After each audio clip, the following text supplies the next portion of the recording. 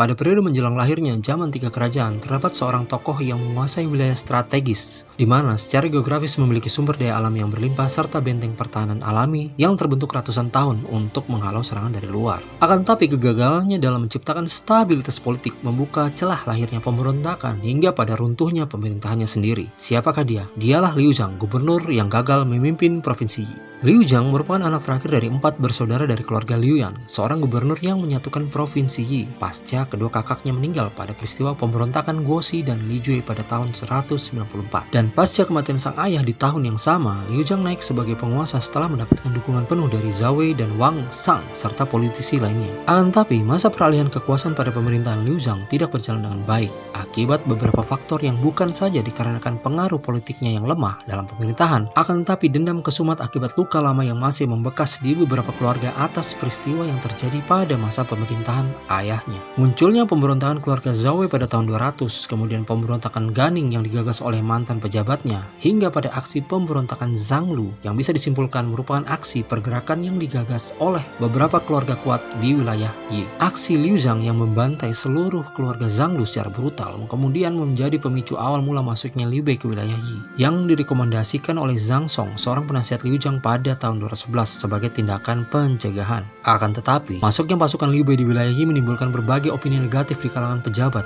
Di antaranya, telah mencurigai adanya konspirasi terselubung terhadap aksi ini. Mengingat beberapa faktor seperti mobilisasi masif pasukan Liu Bei hingga pada beberapa kebijakan janggal pejabat Liu Yan yang terkesan pro terhadap Liu Bei menjadi poin-poin kecurigaan mereka. Dan dugaan itu ternyata benar. Pergerakan Liu Bei pada tahun 214 merupakan mimpi buruk Liu Zhang yang terlambat mengetahui pergerakan senyap di antara beberapa pejabatnya. Dan pada puncaknya, pada tahun yang sama, Qian Yong berhasil membujuk Liu Zhang untuk menyerah setelah serangkaian drama dan perang panjang di wilayah tersebut. Dan setelah itu, Chengdu yang merupakan ibu kota dari provinsi Yi diserahkan kepada Liu Bei sebagai penguasa baru yang pada akhirnya mendirikan kerajaan Shuhan pada zaman tiga kerajaan.